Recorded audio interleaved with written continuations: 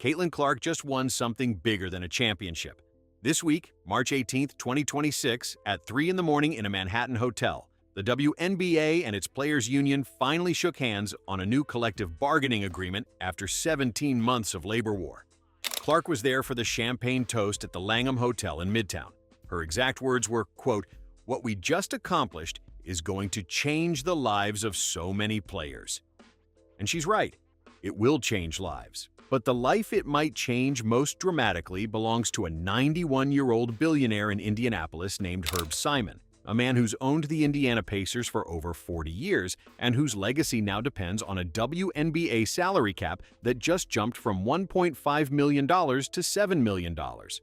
For context, the NBA salary cap is over $140 million. The WNBA's entire cap is less than what some NBA benchwarmers earn in a single season. And even at $7 million, the math is already breaking for Simon. Because buried inside this deal is a clause that accelerates Clark's path to a $1.4 million supermax contract, strips away the franchise tag that could have kept her locked in cheap, and creates a salary cap crisis that threatens to blow up the roster Simon spent $78 million building around her. Here's what Caitlin Clark actually won in March 2026, and what it's about to cost the Indiana Fever. Let's start with the money because the numbers tell the whole story. In the 2025 WNBA season, Caitlin Clark's salary was $78,066. That's not a typo.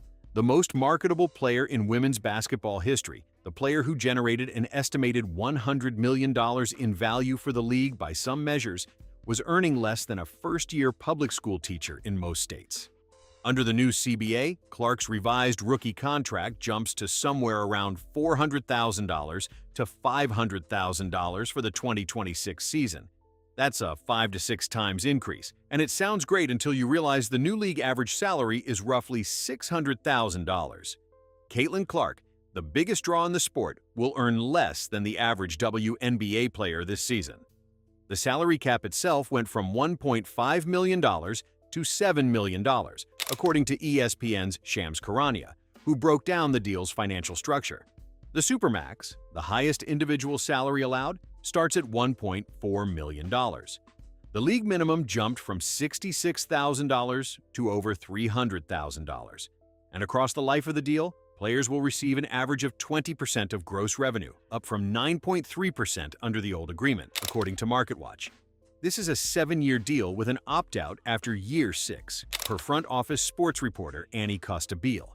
Commissioner Kathy Engelbert called it transformational. WNBPA President Nneka Ogwumike called it historical for women's sports. Both are probably right. But the real story for Caitlin Clark isn't 2026, it's 2027. Here's the clause that changes everything. Under the new CBA, any player on a rookie-scale contract who earns first-team or second-team All-WNBA honors becomes eligible to sign a maximum contract in their 4th year.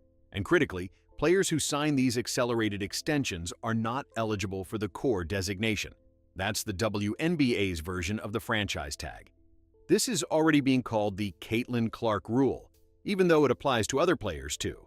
Aliyah Boston, Clark's teammate and the 2023 Rookie of the Year, becomes max eligible immediately in 2026. Paige Buchers, who enters the league this spring after being drafted by the Dallas Wings, would be eligible in 2028.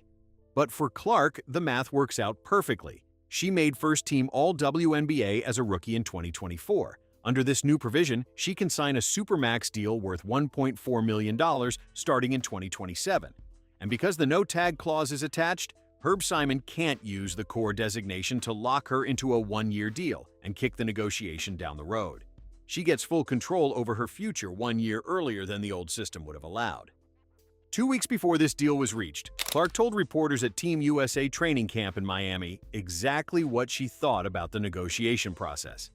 "I don't understand why we don't just get in a room and iron it out and shake hands," she said. "That's how business is. You look each other in the eye, you shake hands, you respect both sides." They finally did, and the handshake gives Clark more leverage than any player in Fever history has ever had. Now here's where it gets uncomfortable for Herb Simon. The new $7 million salary cap sounds generous until you start plugging in the numbers for the Indiana Fever's core players. Kelsey Mitchell is an unrestricted free agent, and she will command a supermax deal. Whether Indiana uses the core designation again or negotiates directly, Mitchell's price tag is $1.4 million. She's earned it. She was the engine of the Fever's run to within one game of the WNBA Finals last season, while Clark was out with a groin injury. Aliyah Boston's revised rookie deal is projected around $541,000 for 2026, roughly 9.6% of the cap, up from 5.6% under the old system.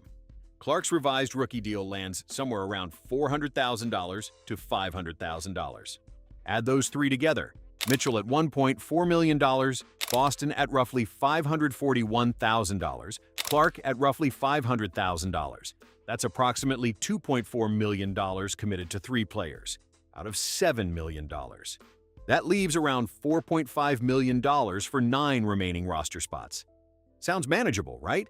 It's roughly $500,000 per player. But the league average salary is $600,000, and the minimum is above $300,000. Indiana can't fill a championship roster with minimum salary players, and the veterans who helped carry this team last season, Sophie Cunningham, Lexi Hull, Natasha Howard, all know their market value just went up. Cunningham and Mitchell are both unrestricted free agents in a market where over 80% of the entire league is unsigned. Hull is a restricted free agent, meaning Indiana can match any offer, but matching costs money they may not have.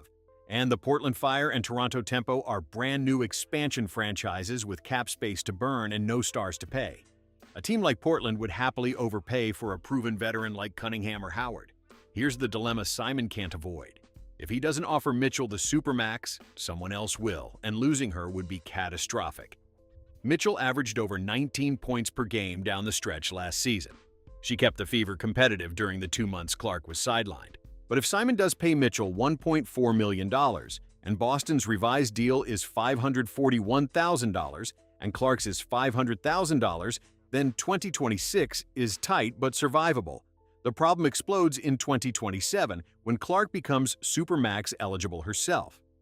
In 2027, the Fever could be looking at Mitchell at $1.4 million, Clark at $1.4 million, and Boston at max eligible money, too. 3 players potentially eating $4 million or more of what might be an $8 million cap, depending on how the cap scales with revenue growth. That leaves less and less for the 9 other players who have to fill out a competitive roster.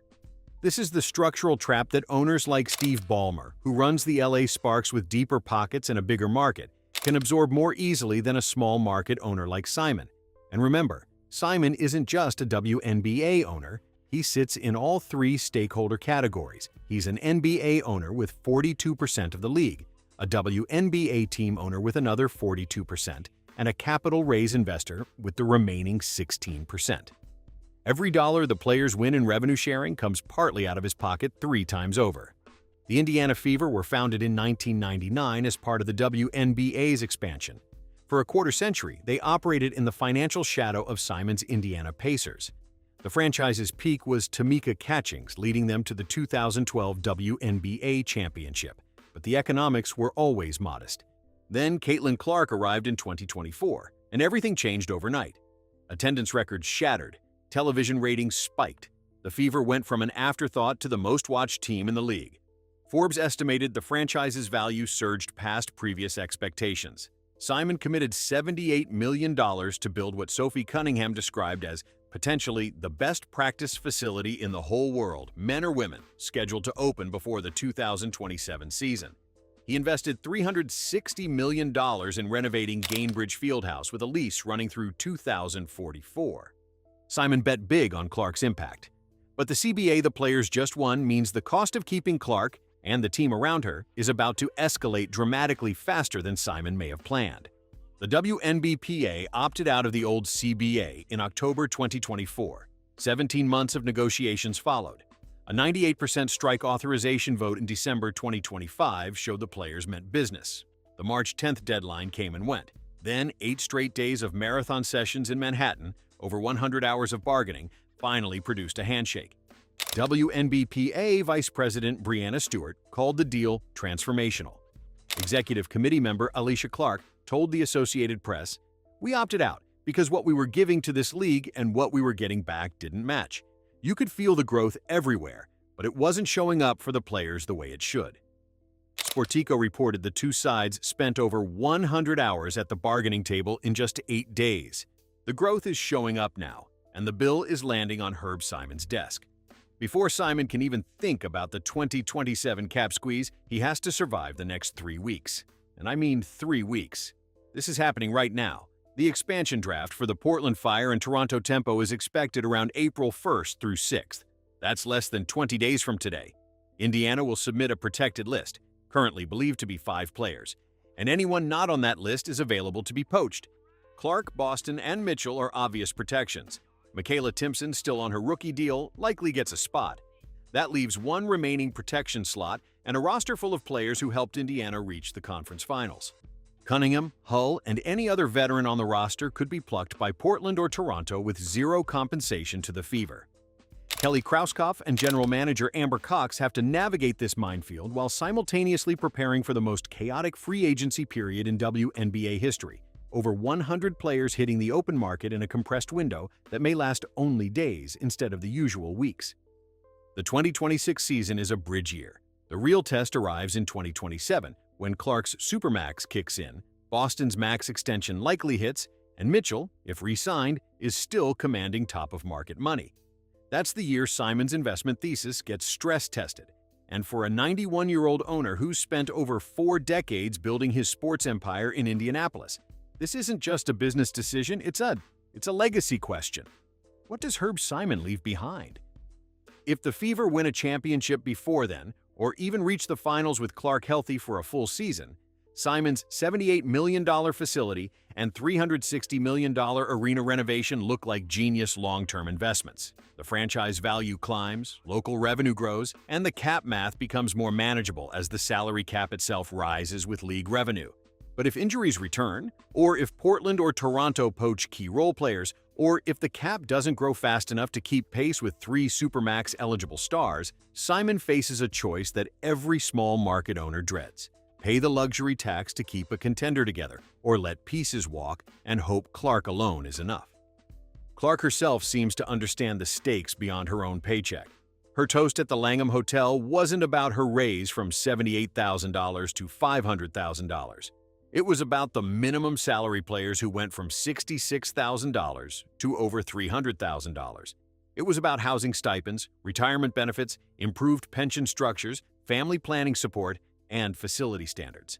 It was about the players who used to fly overseas every offseason just to pay rent, women who had no long-term financial security despite being professional athletes. For anyone who's spent a career thinking about retirement planning and building a pension, you understand why this matters. These women finally have something that looks like a real career, not a temporary gig. So, what did Caitlin Clark actually win? On paper, she won a 5 to 6 times salary increase this year and a clear path to $1.4 million in 2027 with no franchise tag attached. She won the leverage that comes from being the most valuable player in a league that just admitted its players deserve 20% of gross revenue instead of 9%.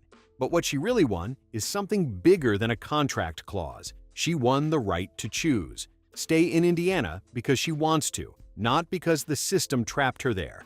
That's what the no-core designation provision means in practice. And for Herb Simon, that's the part that should keep him up at night. Because for the first time in Fever history, the franchise's most important player will have the freedom to leave, and the salary to make it worth someone's while to ask. Here's the question.